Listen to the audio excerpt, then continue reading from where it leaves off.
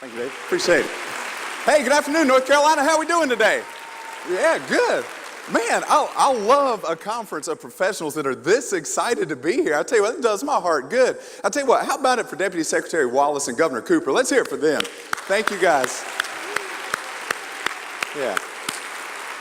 Thank y'all for believing in the work that's being done in this room. Thank y'all for believing in North Carolinians. Thank y'all for helping prop up all the work that each and every one of us are trying to do by providing opportunities for North Carolina to go to work. And I just want to say thank you. It is an honor to stand on this stage in a room that is full of people who are truly all in. You are all in to making sure that everything you do on a daily basis is providing someone with an opportunity, that is connecting someone with the industry, that is making North Carolina a better place. So give yourself a big round of applause for that. Thank you. Thank you. It's awesome.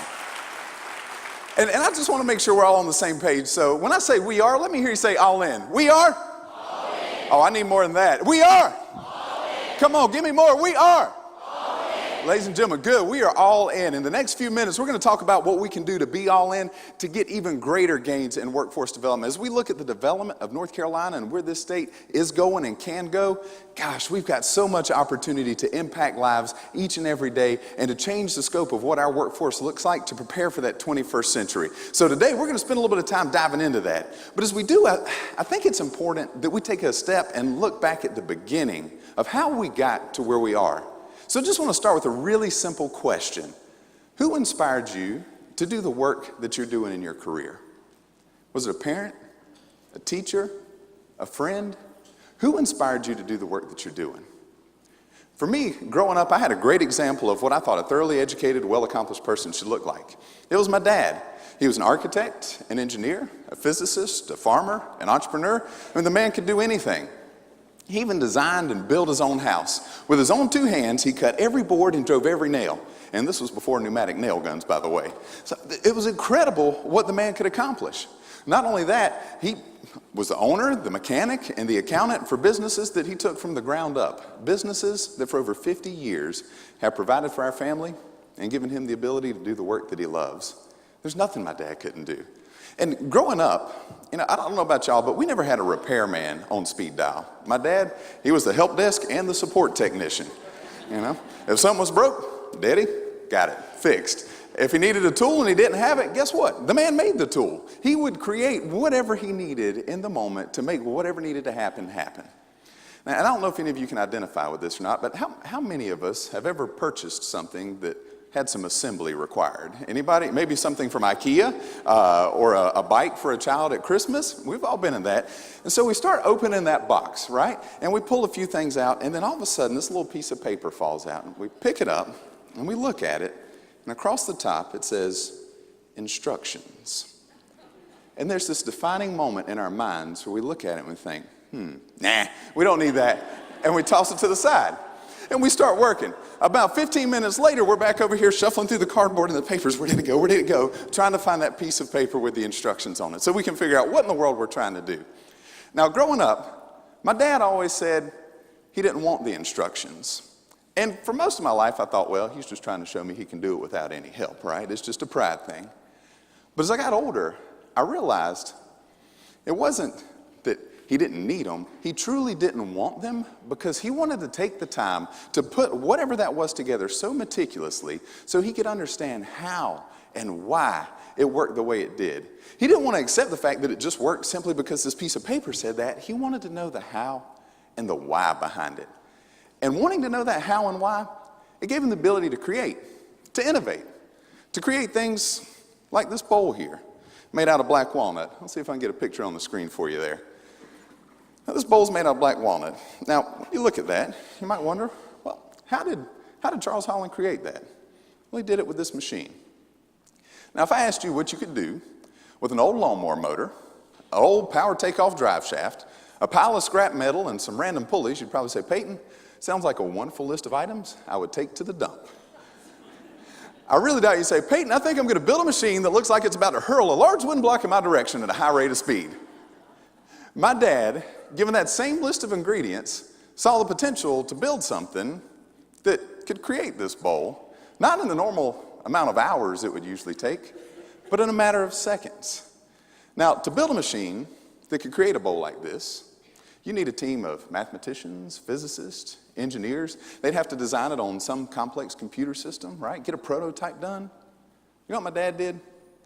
He grabbed a pencil and a piece of paper, and he walked out to that pile of scrap parts, and armed with his knowledge, his imagination, and his skill sets, he built the machine that created this bowl.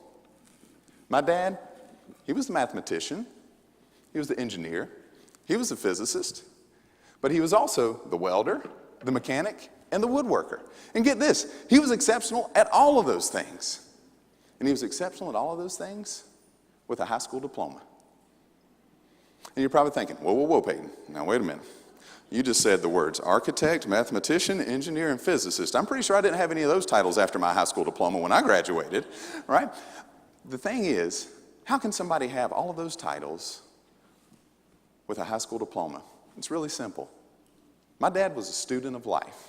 He took the opportunity to learn every skill set that he possibly could. No matter what was going on, he was going to dive in and learn any skill set that he needed to be successful. He grew up on a farm, and on that farm he taught himself how to weld. He taught himself how engines work. He taught himself anything he needed to know to be successful.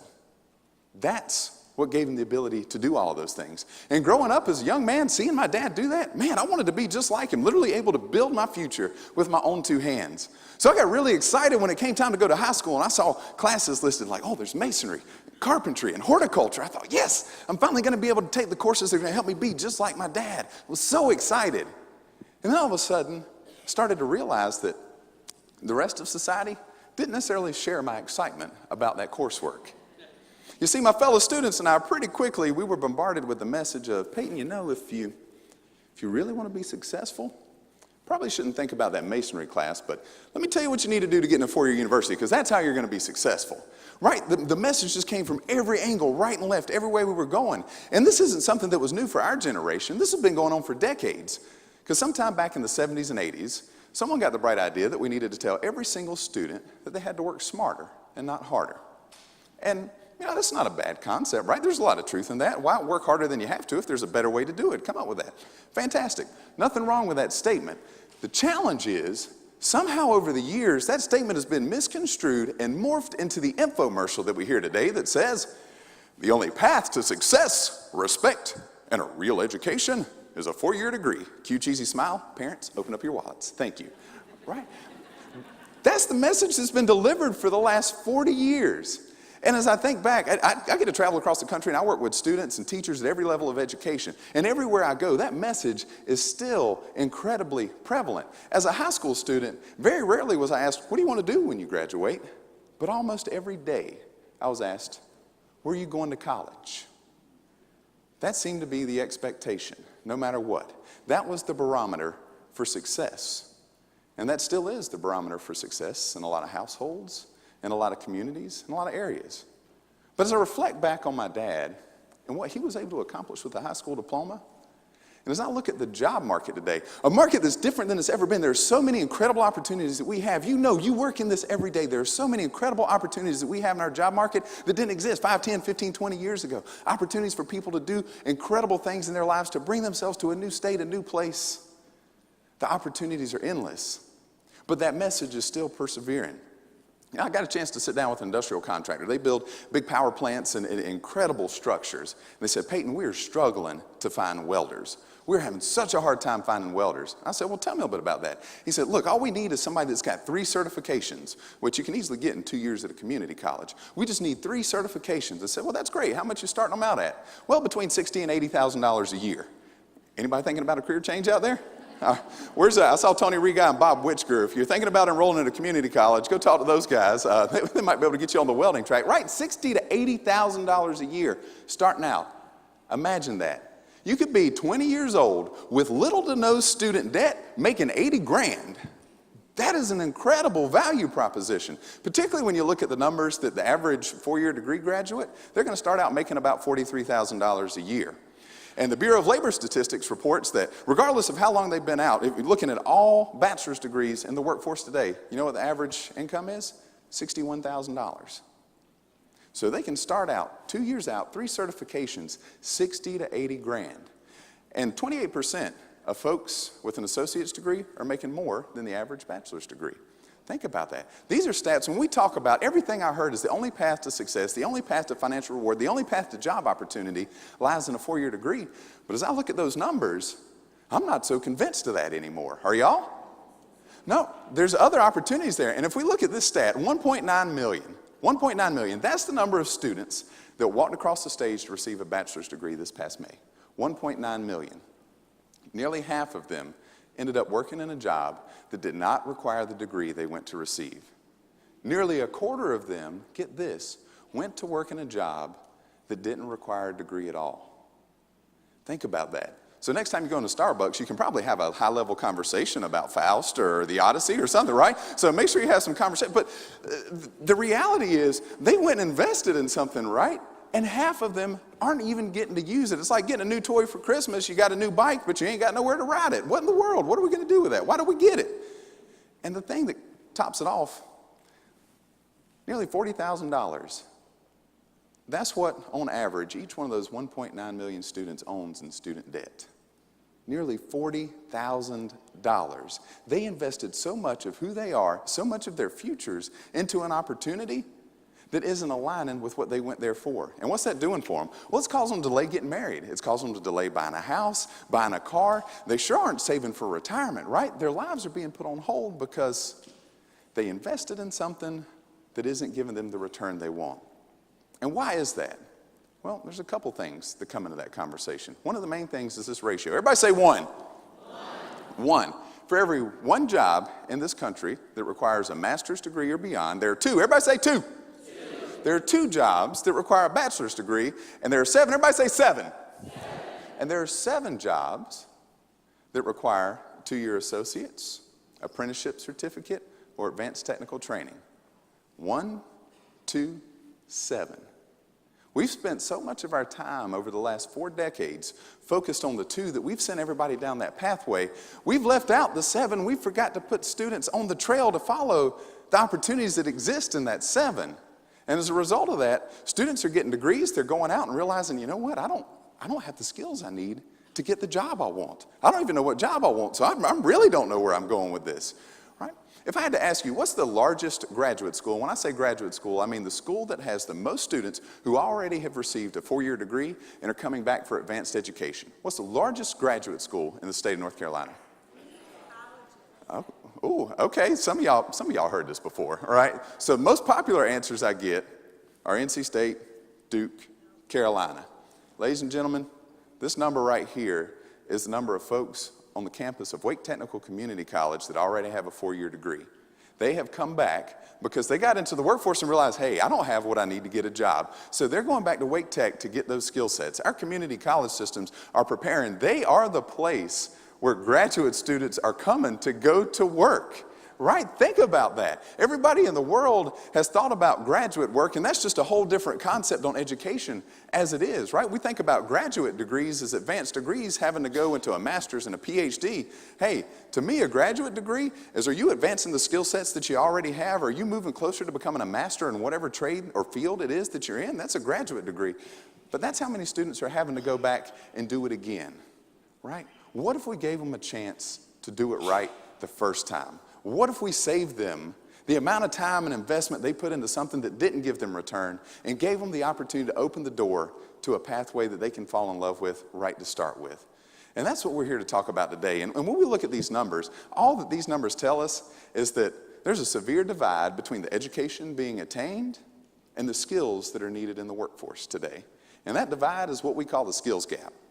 Skills gap is impacting everything we do, from the cars that we drive, to the clothes that we wear, to the telecommunications networks that we depend on that we're going to use to tweet #SkillsGap, if you got that. After this, thank you. All of that is dependent upon the cost and availability of skilled labor, right? And so what is skilled labor? When we think about skilled labor, what is that? Well, skilled labor is the woodworker that laid the floor that your feet are resting on right now. It's the metal worker that fabricated the chair you're sitting in. It's the HVAC technicians that are keeping us comfortable in this room right now. It's the cosmetologist that did your hair last weekend. It's the culinary arts professional that fixed your lunch today. That's skilled labor. Skilled labor is also the engineer that designed this building. It's the doctors that fix our bodies. It's the accountants that manage our books. All of those occupations or skilled labor. But how does our perception of each of those occupations differ based off of the degree that comes with that labor? Think about that. Do this. Close your eyes for a minute. Close your eyes and picture yourself walking downtown Greensboro. It's a beautiful, sunshiny day. It's incredible outside. Put yourself in that mindset. You're strolling downtown Greensboro. You're right in front of a big business building, and you see somebody standing outside dressed in a really nice business suit. Their hair's slicked back. They're talking on a cell phone. I mean, they look like $1 million standing there. What's your perception about how successful they are? How well educated are they? How much money do they make? All right, you keep walking, you walk past that person, you turn the corner. You hear noise, you look over to your right. You see someone standing there in a flannel shirt, blue jeans, hard hat, and a tool belt on. Got some dirt on their clothes.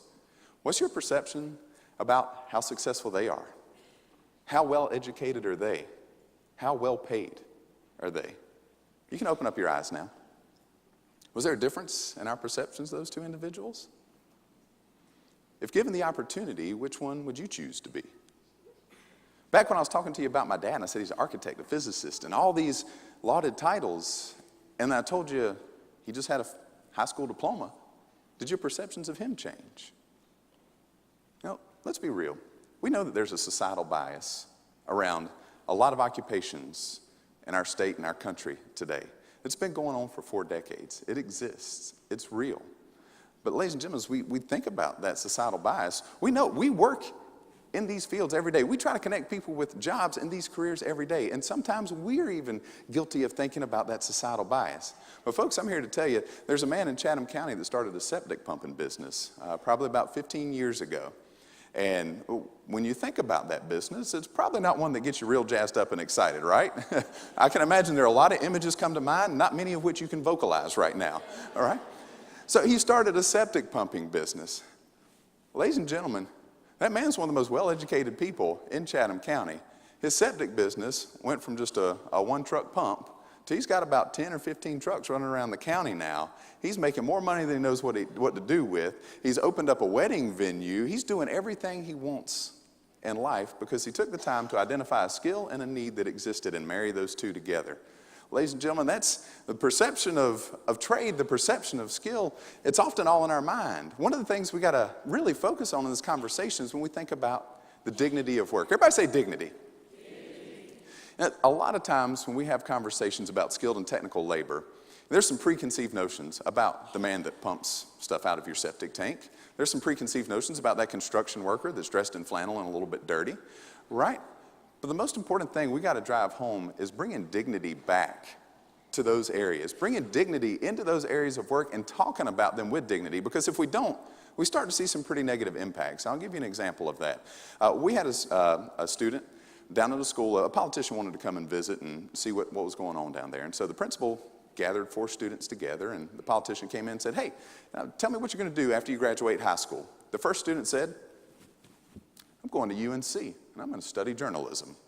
The next one, well, I'm going to NC State. I'm going to be an engineer. The other one, I plan to go to Duke. I'm going to major in philosophy. And the fourth one, there's no stereotypes involved in colleges here, I promise. And the fourth one just stood there. It's kind of looking down a little bit. The politician said, well, tell me what you want to do. I just want to go to the community college. Well, that's great. What do you want to study at the community college? Just heating, ventilation, and air conditioning. And quickly the principal jumped in. Well, tell him why. Tell him why. Well, I want to start my own HVAC business one day.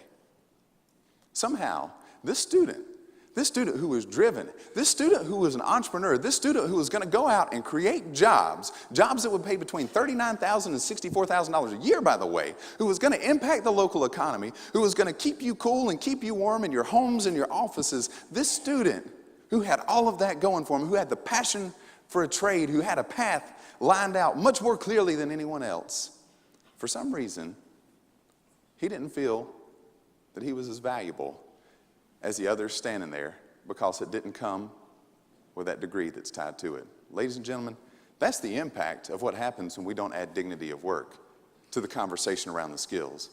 And as we look at this, ladies and gentlemen, we think about that student, we think about what they're experiencing there. That's just one student in one area. I had a conversation with a collision repair company.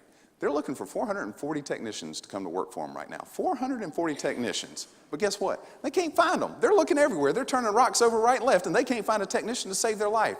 Guess what that's doing to their business? It's costing them $250 million a year in lost revenue. $250 million. Can you imagine the economic impact of $250 million a year injected into several local economies? $250 million a year. And that's one company and one industry. Just earlier this week, we were at the System Conference, and they had the U.S. Director for Education from Apple there. And he was talking about their workforce issues. There's 6,000 jobs open at Apple right now. Guess what the main inhibitor is? They can't find people with the skills needed to fill that job. Right now, there's 6 million jobs open in our country. 6 million jobs for the taking, right at this very moment. And a majority of them are sitting there unfilled because we don't have the skill sets needed to fill those positions. Now, this is even more startling statistic. So everybody's catching the wave right now because there's a silver tsunami coming. And I'm not saying, how many of you are familiar with the term silver tsunami? Okay, I preface this. I do have some gray in my beard, so I'm not being exclusive in this conversation.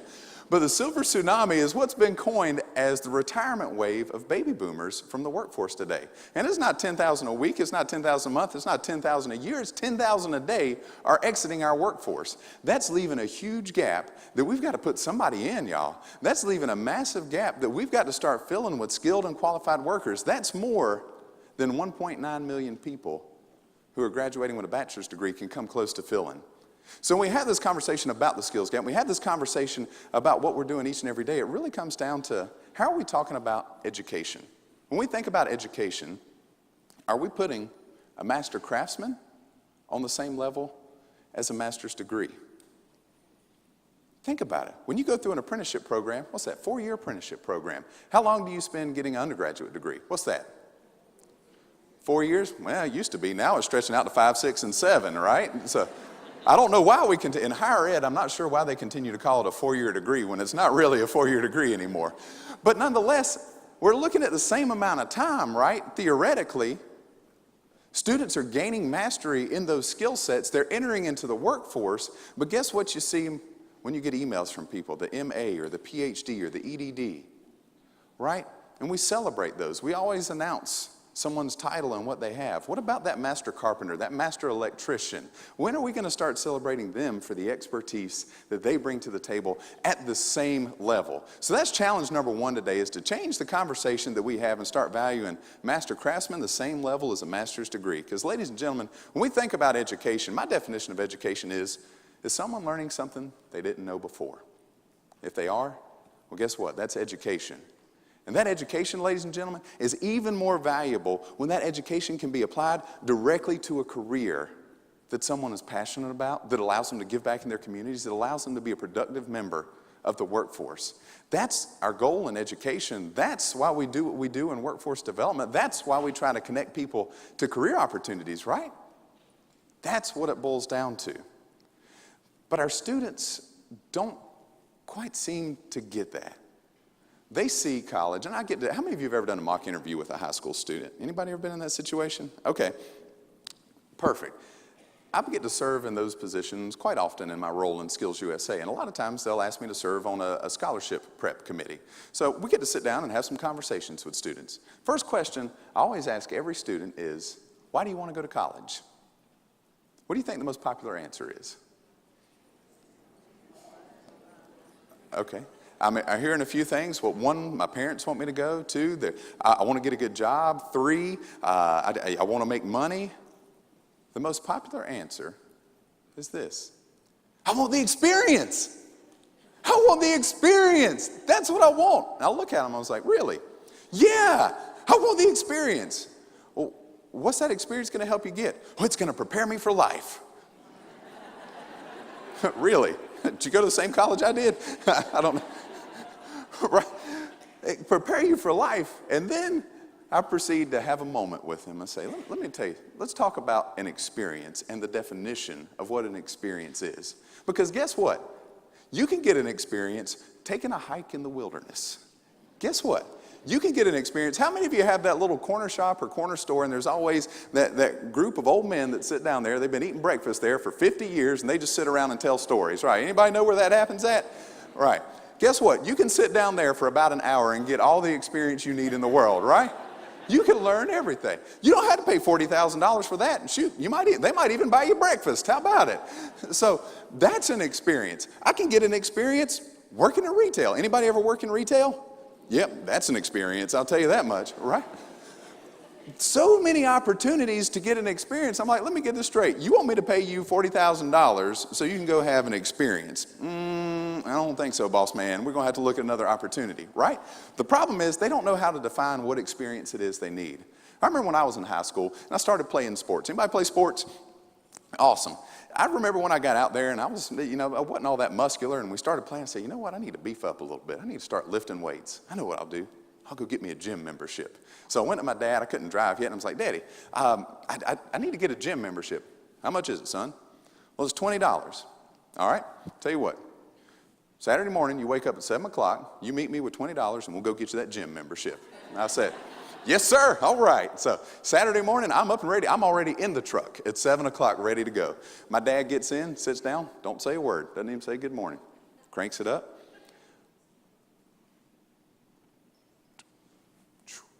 Drive about 200 yards. I look, and we've stopped at the sawmill that's in the backyard.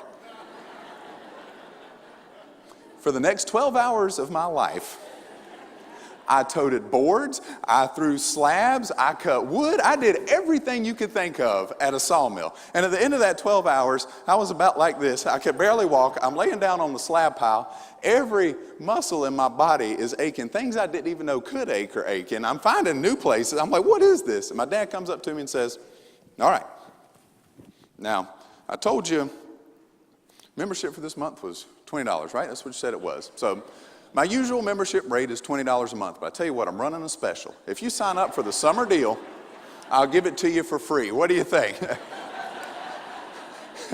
And I said, well, free doesn't sound bad, but I don't know that I can wake up tomorrow right now. My dad taught me such an important lesson, because what was the experience I wanted? I wanted to get stronger, right? I wanted to put on some muscle.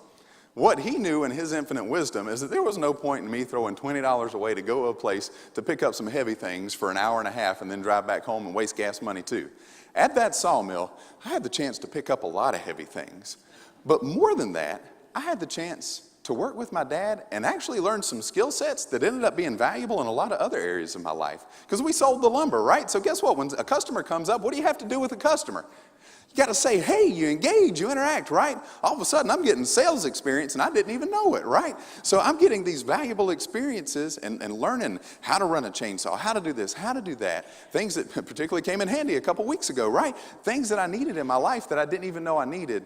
Had I gone to a gym and just did this, listening to music, wouldn't even come close. Right? I could tell you the one thing I might be a little weak on is the transition between pounds and kilos. That might have picked up in the gym, but right now, that's not the most important thing. The most important thing is to develop skill sets I needed. My dad actually ended up paying me, so I got some change in my pocket to help me out a little bit. And I learned that when we talk about getting a return on investment, when we talk about getting an experience, we got to be able to articulate what that experience is, and we got to be able to understand all the different avenues that we can get that experience. And I think that's where our students are missing out on today. That's where young people entering the workforce are missing out on today, because they've only been told about 2. 1, 2, 7. They've only been told about that 2. They don't even know that the 7 exists as an opportunity for them to get this experience. So when we think about that, a lot of the workforce today is looking for an on-demand workforce. And I'm happy to announce that Amazon has created that. It's called Prime Hires. You go in, type in what you need, 2 days later, qualified employee shows up on your doorstep. How about that? Can it get any better than that? Wouldn't that be wonderful? In select markets, you can have it in 3 hours or less. How about that, right? Fantastic.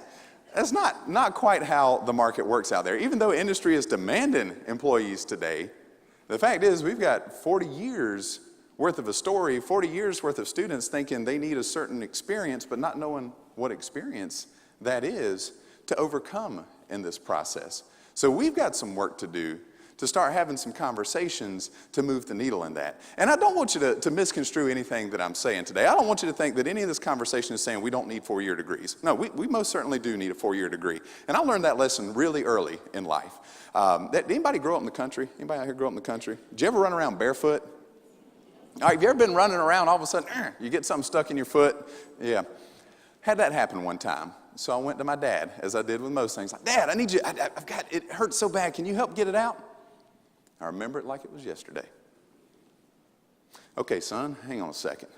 We're going to operate. The man reached in his back pocket, and he pulled out a folding knife. I ain't kidding you. When he unfolded that bad boy, it looked like a medieval sword. And let me tell you what, it felt like one too. And as he started to dig in to get that glass out, between biting down on whatever I could grab a hold of, a towel, anything, I realized that, yes, we do need the skills that come with advanced degrees in four-year universities. I need a doctor that can use a scalpel and not make me feel like my whole leg's being amputated to get something out of my foot, right? Those skills are essential in the workplace. But just as much as we need the skills that are essential that come with a four-year degree, a master's degree, and a PhD, we've got to have the skills that come with a two-year degree, apprenticeship certificate, on-the-job training. You know, my dad run businesses for 50 years, and just about every ounce of training he did was on the job. He took students and young men who come in there and never operated a piece of heavy equipment in their life, and now they're experts in it. Now they're doing that for a living. On-the-job training, right? That gets left out. We talk about OJT, we talk about work-based learning, right? Those opportunities are there. And we just have to celebrate them as much as we do those other places, right? We need those four-year degrees. We need it all. It's all about education, equality, and looking at everything equally.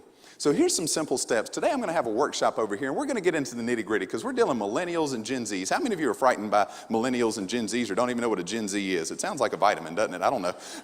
Right? So there's a new workforce that's coming to us. We've got a workforce. We're doing some great things to try to retrain who we have now, but there's a new workforce coming that we can capitalize on and we can use to take businesses and our local economies to the next level. And we're going to talk about what those specific groups need when we get into the meeting over there. So I encourage you to come by at 3:30 and hang out with us over there. But as a group, just in general everyday life, there's some things that we can do as individuals that's going to help us move this needle forward and change this conversation. And one is build awareness. Everybody say awareness. We got to let people know that these job opportunities exist. And I don't mean just let people know when they walk through your doors and they're looking for a job. I mean, when we're sitting at the Christmas party and we're having conversation about what Uncle Bob's, 18-year-old niece is about to do with her life, that's when we start having these conversations. Because it used to be, there was an era in our country when if you had a great company, it didn't matter what you did, what you built, what you made, what service you provided. If you had a great company, it was like the field of dreams, man. If you build it, they will come. Right? People are just looking for great opportunities. But what's happened to the skilled and technical trades over the last several years is there's been a billboard put up in front of our field, right? People aren't able to see it. And unfortunately, because that billboard's up there, we've got a lot of work to do to spread that message. Because one thing that colleges are really good at, and I commend them, they've done a tremendous job of impacting lives by getting out, marketing, and letting students know what the opportunities are there. I commend them for that. We've got to catch up, folks. We've got to catch up in the skilled and technical trades. We've got to let people know what's out there. This is actually a billboard. I was down in Sampson County. Anybody from Sampson County? Anybody? We got a couple? All right. I was down in Sampson County, and this was in their main hallway in their career area. Everything that's up there is four-year university related. There's nothing about apprenticeships. There's nothing about on-the-job training. There's nothing about direct-to-employment opportunities. It's all four-year universities. They've been marketing like crazy. Ladies and gentlemen, we've got to start putting up our own billboard and letting them know the opportunities that exist out there with certain companies. There's careers, there's cash, there's everything that they're looking for in a four-year university. There's just a different track. And who knows, maybe there's a need that they feel that fits that track better. I was visiting another school one day, and this school is strictly a technical school. It's a high school, and they've got carpentry, they've got plumbing, they've got web design, they've got collision repair, you name it. Every program at that school is technical. That is what it's designed to do, is to get students in the trades. So we walked in and we were having a conference committee meeting about workforce development and how we connect students with job opportunities. Well, we go into the main conference room and it's about 20 by 20. And we walk into that main room. I look around the perimeter of that room and they have those pennants hanging down. You know, like the sports pennants that have your favorite different teams on it, little triangle shaped things. They've got all those pennants around there, but every one of those pennants has a school on it. And not just any school, every single one of them for the 20 by 20 perimeter was a four-year university in a trade and technical school. Think about, we talk about subliminal messaging. Think about the subliminal messaging that sends to a student who walks by that or goes into that room for a meeting. Hey, I'm back here learning how to work on cars and I'm really excited about this, but man, I don't think Duke has an automotive program, do they? I'm not sure. I don't know. Last time I checked the course roster, I didn't see that on the list. Right, so even those students that are getting that specific technical training and trying to encourage them to go into the trades, that's the messaging that's taking place around it. Folks, we got to change that. We got to do everything we can to let people know about all the opportunities that exist. So that means that your workforce development centers, if you can get a pennant made up that advertises an apprenticeship program, if you can get something made up that gets an industry member, a company that wants to hire students directly out of a class in school, we've got to get those pieces out there so that students see all of the opportunities. We've got to work with our guidance counselors. Guidance counselors have one of the toughest jobs in the world because they've got thousands of students they have to help provide direction for. I mean, that's a big job. Parents are relying very heavily on these guidance counselors to help these kids figure out what to do. And they need more resources to know about the breadth of opportunities that exist for them. Because when you think about it, most people involved in education have gone where? Where did they get their education? Four-year university. What do we usually talk about the most when we talk about opportunities? What we know, right? So when you think about folks that are typically engaged in education, that are guiding students, what they know, the positive experiences they've had, the things that have changed their life, happen in that four-year world. We've got to find a way to show them the opportunities and experiences that can happen outside of that world that can be just as positive and just as impactful. So we got to start building that awareness. The next thing is develop partnerships. Everybody say, I'm ready to be a partner, which is convenient because you're at a partnership conference. Thank you for showing up. Awesome. Right, so we're here at this partnership conference with the goal of learning who we can work with to reach our goals and to accomplish our mission of getting people to work and developing North Carolina's economy and making sure people have job opportunities, right?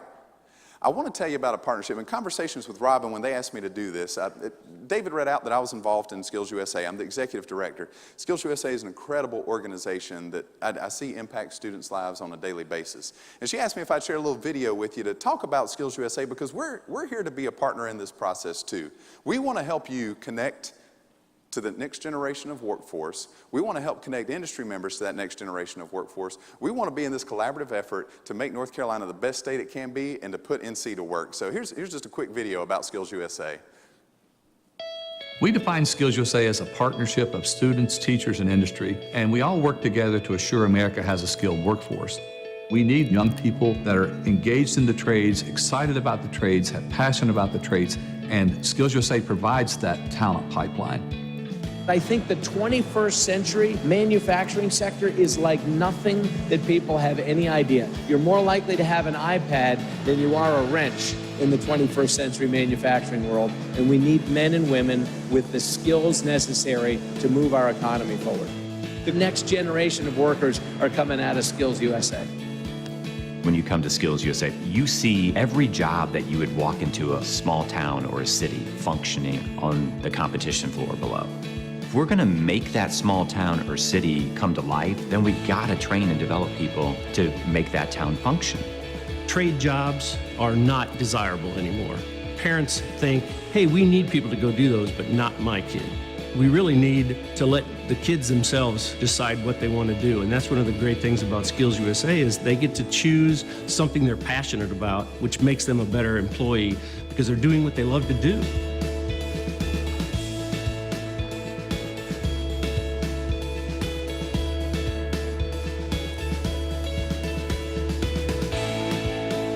I was at Georgia Northwestern my first semester. I was going for the four-year degree, and I started seeing the type of classes, and it didn't really interest me. I wanted to do something hands-on. One of my buddies, he actually competed here at Skills USA and NCWorks. So I looked into the two-year degree in the trade school and found something that I thought I would actually want to do for the rest of my life. My name is Logan Thomas. I'm 20 years old, and I'm from Calhoun, Georgia. The NCWorks competition consists of 4 students: carpenter, plumber, electrician, and mason. Those 4 students work together to do a project that we change up every year. They have to choose a leader, but the rest of them have to actually participate in order for that leader to be successful.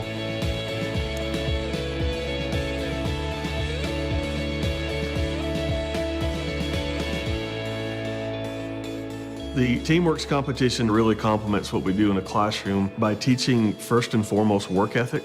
When it comes to the competition, they're kind of on their own, so that really brings in the leadership skills. Today was the first day of competition. I was feeling a little bit of pressure. There were a few minor mistakes, but we fixed them on the fly and got everything right. Being at the national level for the first time, I think we did well. The TeamWorks competition is mostly about working together. Really looks good in your resume, and it pushes you to do better. But once the competition ended, we all just looked at each other and smiled just to be glad that we finished, because that was the main goal. Competing at skills really gives you a confidence boost because it makes you go through all the stages that you would in the workforce, being interviewed and having to build a resume and turn those things in and being judged on those outside of the actual competition. The youngest student was 13. The oldest student was 73. We're talking about steering young people into the talent pipeline, but we're also talking about workers that are re-emerging and looking for new opportunities. Doing construction before my education, I thought I knew it all. But then I started going to school for it, and I realized I didn't know half as much as I thought I did. I am actually glad that I waited later in my life to start school, but to me, getting older means you get better. My name is Marvin James Pointer, and I'm from Cedartown, Georgia. Being twice the age of my teammates, I kind of feel like a father figure to them. I just try to be a leader to them and show them the best way I know how to do something. The biggest thing I would take away from this competition, just the brotherhood of it. They're good students, hard workers. I'm blessed to have them on my team. I think a student competing at Skills USA is sharpening their skills, but also really learning kind of how to be an adult. You're out on your own for a week, you're in a different city, you're navigating a new place, and I think it's kind of a first step into becoming a bit more mature. It's life-changing for them. We really get to see quite a huge change in the way students present themselves and carry themselves after being involved in competitions such as this. I am very proud of this team. They work together more than any other team I've ever had. It gives me a satisfaction to be able to see these students graduate and get put into a great career. My hope for my future is hopefully one day having my own business like my dad. What motivates me is my family. They want me to do better in my life than they did in theirs. My hope for my future is to be like my dad, just pass on the trade, teach what I've learned, and even add to that. We have a job to do with parents. We have a job to do with counselors. We have a job to do with the general public and even the news media to inform people that these jobs exist. They're well paying. They'll support your family and your community, and they're technical. All jobs are noble. All jobs are needed. All jobs help a city run. So we need to get into our high schools, our homes, and talk to the moms and dads and say, let me show you how many jobs are out there and how all these jobs work together. It's not an industry-only issue. It's not an education-only issue. It's not a government-only issue. It's an us issue. We come together because this is how life works. And if we don't come together, who else will? So that's a little bit about Skills USA. We're here to change lives with you. That's our goal. That's what we want to do. We want to help change lives and engage those students in a way that they're not traditionally engaged in high school, middle school. Our post-secondary institutions are doing a phenomenal job of building CTE. We want to engage these students in opportunities that connect them directly to industry. This is what we call the Skills USA framework. This is what we build everything we do in this organization off of. Now, if you take a look at that, everybody say this with me: personal. Everybody say workplace. Everybody say technical. Now, do you see anything up there that you think is relevant? If you do, let me hear you say, I do. I do. Hopefully all of that is relevant, because guess what? We didn't create that in Skills USA. We talked to over 1,000 different business and industry partners and said, tell us what you need in students that are coming into the workforce today. And this is what came out of those conversations. This is what industry is asking for. And if you look at data, we're really good at getting folks, once we get them into the technical skills, once we build that awareness and get them into the technical skills, we're really good at developing those technical skills. But if you look at data, even from four-year university graduates, and on some scales, those four-year university graduates are actually ranking less than high school students in these personal and workplace skills, right? Those are essential. If we're going to develop that next generation of the workforce, we've got to have leaders as a part of that workforce. Leadership is a foundational element. We've got to have someone, in that video, the students talked about passing that on from one generation to the next. That's what happens in our jobs in the workplace. You develop strong leaders that stay with you, that stick with you, and they pass that on to the next generation when they join the Silver Tsunami and go enjoy retirement a little bit, right? But this is what we do in Skills USA. And how do we do that? We work with teachers in middle schools, high schools, and community colleges all across the state of North Carolina. We have been working tirelessly. We thank you for the support. We've got John Kirkman in the room here from the North Carolina Department of Public Instruction, Dr. Bob Witcher. Let's give them a big round of applause, because they They have helped us move the needle forward in engaging students where they are in the high schools and letting them know the opportunities that are there. At our state conference, we actually do it right here, so I know you can get here, so I'm going to invite you back here on April 10th. If you write down anything I said today, write down April 10th. That's going to be our main day of competition for Skills USA North Carolina. We're going to have 2,700 students and teachers between the Greensboro Coliseum down the road and here at the Corey Convention Center. And what you're going to see that day is over 120 different contests in every skill area you can think of. From the transportation trades to cosmetology, we're going to try a drone competition within the next year. Students are engaging in every area you can think of. Culinary, welding, you name it, it's happening. Students are getting excited those careers. So if you've got industry partners out there that are saying, I can't find the workforce, let us help you connect them to that workforce because they are here, they are ready. And I'm just going to brag on North Carolina a little bit. I had nothing to do with any of this. It's all directly in our schools, with our teachers and our students and the efforts they do. But the national competition this year, North Carolina goes up against some pretty big states. We've got Texas and California. Every state in the nation is a part of Skills USA. North Carolina brought home more gold medals than any other state in the country this year, thanks to the work our schools are doing. And in fact, I'll throw a little shout out, one of our community colleges, and to say that is saying something because you've got the best of the best from all 50 states and over 100 different contests competing there. They're not just showing up and getting a ribbon, ladies and gentlemen. They're having to compete to make this happen. They're going up against highly skilled, highly qualified folks from across the country. Governor Cooper mentioned Catawba Valley Community College. Catawba Valley Community College had an outstanding year this year at the national conference. If Catawba Valley Community College, okay, let's give it up for Catawba Valley, yeah. They were recognized as a national model of excellence. There's 16,000 chapters, and a chapter is your school, right? There's 16,000 chapters of Skills USA across the country. Catawba Valley Community College, 3 schools get recognized every year as a model of excellence. They were one of them. Let's give it up one more time for Catawba Valley Community College. But not only that, on the contest standpoint, if Catawba Valley Community College were a state by itself, it would have had the second highest gold medal count in the country by itself. So ladies and gentlemen, that is the caliber of what we're doing in the classrooms. When we talk about bridging that gap and connecting students to the workforce, we've got the students there. We've got talent. We've just got to connect that with the industry members that we've got out there, which you all are so good at. But when we connect them with the industry, we can't let those students walk away and not come back and still be engaged. Because guess what? It's building that mentorship relationship. It's building that pathway that allows other students to see the success they're having. When you place somebody with an employer, bring that person back and let them be a proud alumni of the service you've done. Whether you're placing them through a displaced worker program, whether it's directly from a school or college, whatever that may be, folks, we got to bring those folks back and let them share their testimony about the experience that they had there. And that's what we're doing in Skills USA. Every year we're pumping 5,300 members through here in North Carolina, and we're growing every year. We want to be a partner with you in this process and help connect you to that. So come check out these competitions that we'll be doing here. Here's a sample of some of them. There's some technical, there's some leadership. I want to see you on April 10th. I want you to be our guest, and I want you to see where the next generation of the workforce is coming from. When we talk about that 6 million skilled worker shortage that exists, folks, we're taking every step we can to close that gap, and we want to close that gap with you. So as we think about those competitions, as we think about building awareness, everybody say build awareness. Say develop partnerships.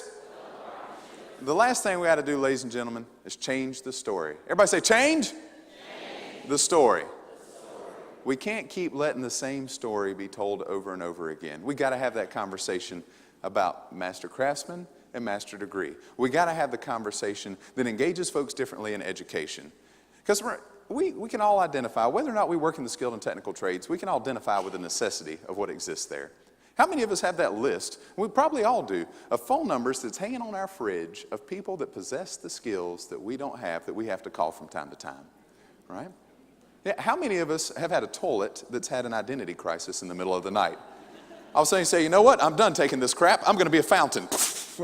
All right? Well, what do? Some of y'all got the joke just now. Thank you. We're getting there. It's a 45. That list of numbers hanging on the fridge, there's probably a plumber hanging on there. And guess what? You call that plumber, he comes out and fixing that toilet. Man, it's as easy as making a glass of chocolate milk for him. Yeah, well, sorry, that was probably a bad analogy. Didn't really think that one through, but nonetheless, let's focus on the milk. Anyway, making chocolate milk is supposed to be easy, right? So I thought. Well, I went to a university one day, and chocolate milk, I got to be honest with you, it's my power food. That's what I need to get me through the day sometimes. And so I went up to this cafe at a university, and there's a young man standing at the corner, and I said, hey, I'd love a tall glass of chocolate milk if you don't mind. And he just looked at me. And I said, tall glass of chocolate milk. He said, sir, we don't have that. I said, you don't have chocolate milk? He said, no, sir. And I found this strange because by the powers of observation, I noticed behind him there was a gallon of whole milk and a bottle of chocolate syrup. And I don't know about where y'all are from, but I'm pretty sure 1 and 1 makes chocolate milk, right?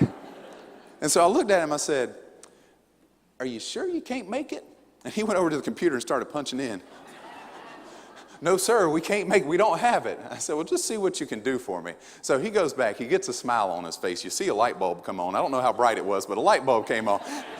And he ran back to the corner, he's huddled up with some friends. The huddle breaks, and all of a sudden you hear comes claking, there's steam rising. I hear shh, and he comes back, he's got the biggest smile on his face. And I walk up and he says, sir, here's your iced hot chocolate. What he had done, hot chocolate was on the menu. That was in the computer system. And so in his mind, that was the same thing as chocolate milk. It was just hot, right? So if I get this guy some hot chocolate and put some ice cubes in it, hey, we're good. Now I'll give him some points for innovation. And actually, I was at Starbucks the other day, and lo and behold, they have a frozen hot chocolate now. I tell you what, we have started a trend, ladies and gentlemen. But it was at that point in my career that I realized, you know what, we've got a ton of intelligent, incredibly bright students that are in our classrooms across this country. But somewhere along the way, in the process of teaching them to work smarter and not harder, we left out some essential skill sets that they need in order to be able to do so. Right? When we think about the conversational education, education is not about the degree that's going to end up hanging on a wall that someone else built for you, right? Education is about the knowledge, the skill, and the opportunity that that piece of paper represents. It's about changing how we have that conversation. When we ask somebody what their plans are, don't automatically assume that that's college. Ask them, what do you want to do with your life? And you all are professionals in this industry of guiding people. So if they say, I really like working with my hands, maybe you can provide them with some insight and some opportunities that will take them a different path than what anybody else in the world has told them. Ladies and gentlemen, we've got to change the conversation. We've got to believe that each and every student out there is capable of something truly unique, and I know they are. The trick is we've got to help them find out exactly what that is. So my final challenge to you today is simply change the story. In my story, I told you I wanted to take that masonry class back in high school, and I actually did. I ended up taking that masonry class. And every day when I come home from work, I stand on a porch that is supported by 16 brick columns that my father and I laid together. I didn't become a mason, no, but what I found in taking that masonry class was a passion for the trades and a skill set that's allowed me to do things in my life that I wouldn't have been able to do otherwise.